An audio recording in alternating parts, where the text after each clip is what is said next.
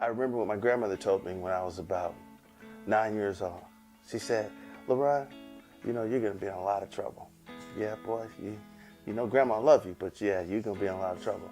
She says, no matter what happens, though, no matter what happens, you can always call on Jesus. And that's all I remember. My name is LaRon Burris. My name's Corrina Burris. I've been married now for 7 years. Yeah, it's been a lot of ups and downs and some wonderful things in between and some terrible stuff in there too.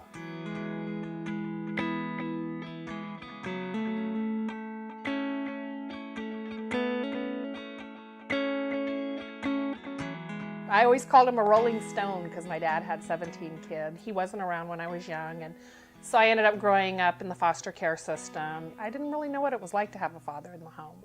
It came to a point where I felt like I could do better by myself, and so when I took off, I ended up pregnant at a young age. My life became being involved in the streets, getting involved in prostitution and drugs and crime and everything else that goes along with that. I fought from sun up to sundown. I actually started probably around 9 or 10. By then, I was pretty much high every day. I stole a lot. And all I ever wanted to do from around 9 years old was, honestly, get a prostitute. I wanted to be the world's greatest pimp. And around 12 or 13, I got my first crack at it. And I still remember what I said. And I also remember a sense of power that I really became really addicted to. And all my relationships since then were really geared with that mindset. So there wasn't really a love thing. It was business decisions. It was, you know, how would you profit me? All I remember about my teenage years really was this pursuit of the perfect woman. The perfect woman that I wasn't going to love, but was going to exploit. Yeah.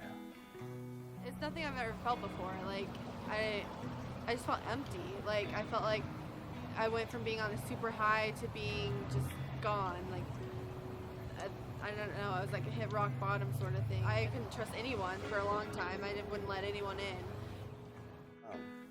For me, feelings and pimping didn't go together. I couldn't very well have feelings for a woman and then tell her to go risk her life in the middle of the night, you know, New York City, Texas, or wherever I was going to be. The irony of that was that those same women started having my children. So then I had to really process how sincere I was about, you know, being a father. I think in some way everyone has been abandoned at one point in their life by someone they love. You know, there's a lot of loved ones that come in and out of our lives, and I guess it's only natural that we're going to be abandoned by them at one point, you know? It's just like unbearably awful, crushing pain that you don't really know that you can get out of. In 1999, LaRon was in jail on my birthday. We got evicted. My oldest daughter called me at work and said, Mom, they're putting all our stuff out and they told me I have to get out of the apartment. She was 12 at the time. And so I was kind of shocked. I'm like, what are you talking about? She said, the police are here and they're telling me I have to get out of the house. When I got to the apartment, everything that I owned was out on the sidewalk. Not in bags, not neatly put together, nothing. It was all thrown out there, broken up. And I didn't know what we were going to do. I ended up being in shelters for 7 months with my kids, going from place to place. I fell back into crack cocaine and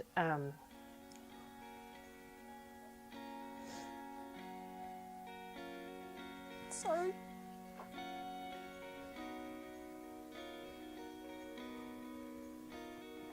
And I ended up leaving my kids in the shelter. And I was thinking, is this what my life has come to? You know, I'm homeless and my kid's dad is in jail and I'm sitting out here smoking crack in these bushes with homeless people. But that wasn't enough. I continued on. And so we ended up being homeless for 7 months. And then finally LaRon got out of jail, and there was a lot of domestic violence in our relationship. A lot of alcohol and drugs and other women. And so we were just, our relationship was, we were together mainly probably for the kids because we loved our kids, which is kind of crazy now because you think who would want their kids to be, around domestic violence and drugs and alcohol. But anyway, that was probably one of my lowest times. And I think about it, it's sad to me to think that I was actually in that situation.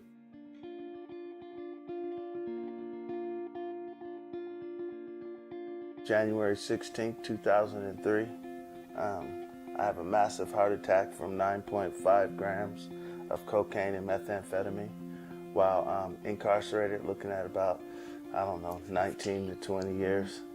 I blew my heart up and had about 4 minutes to live. And the irony was that after all the good work I did for Satan, right before I was going to die, Satan really pops his collar and tells me, stop crying, take it like a man. I'll see you in just a minute. And I remember what my grandmother told me when I was about 9 years old. She said, no matter what happens, you can always call on Jesus. And that's all I remember. With 4 minutes left, I said, Jesus, if there's any way that I can live through this, you'll never have to worry about me again. I get it. I understand that you are God. Please don't let me die like this. And I remember when I woke up, I was handcuffed to a gurney, and all these people were surrounded, but I couldn't really tell who they were. So a lady leans over to me and she says, you'll never see daylight again. I can't believe you did this. Do you know what you've done? You got possession of drugs, you're already going to sentence. You can just kiss freedom goodbye. And I look at her and I go, praise God. And I start chuckling. And I've been chuckling ever since, because everything that I wanted to do in life, all the bad and crazy and wild stuff that I was doing, I was really doing it because I didn't know another way of life. I didn't understand that there was a different way of life. As soon as God saved me, I never worried about what I was going to do from that moment on. And that was almost 8 years ago. I should be dead. I was just despicable. And the fact of the matter is that God saved a wretch like me. Amen. And not only did he save a wretch like me, gave me a pretty decent life afterwards. I remember him coming to me, and when he came home, he said, we've got to get married or we can't be together. And I kept saying, because of our past, I'm not marrying you. Are you crazy? I thought it was a ploy for him to get back into a relationship with me because we had done this for so long. I was waiting for him to turn into this ghastly person he used to be. I feel like someone pretty much tore your heart out and you lost completely trust and don't even know if you can believe what they say.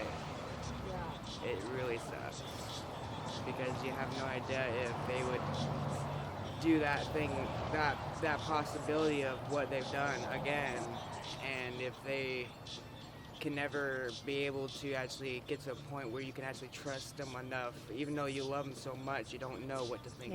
As each day and year goes by, we grow more and more in love. We have problems just like everybody else, but there's nothing that we can't overcome.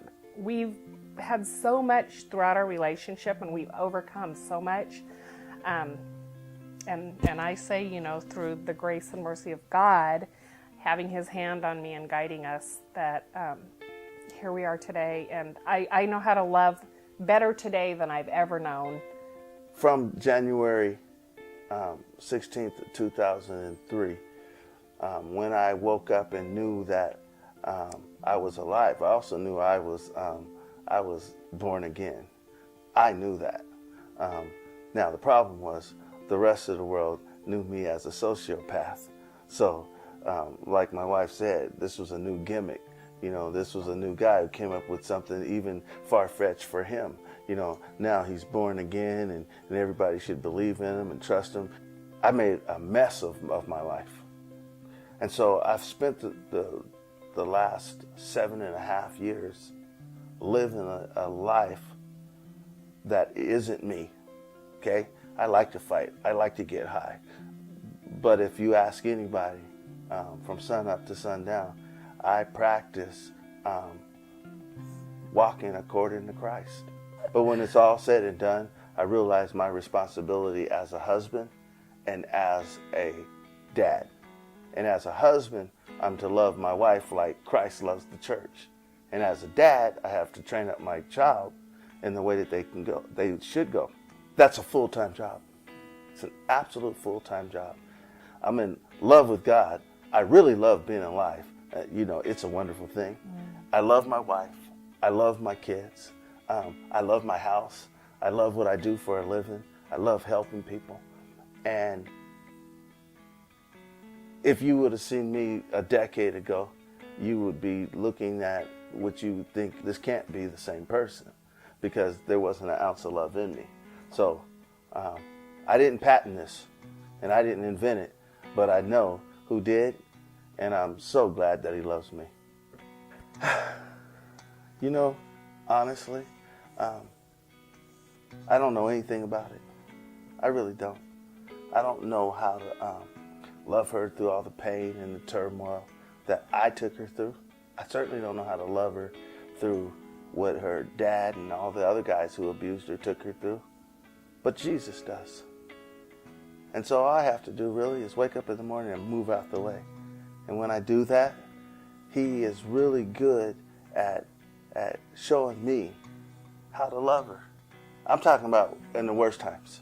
Never mind the good times when you should be able to do it. Anybody could probably love doing it under those conditions. But how do you love when, lights are getting turned off? How do you love when your wife has done something so outlandish that you can't believe she would even, do something like that? You have to step up to a level of love that you've never known. Love saved us. Love saved us.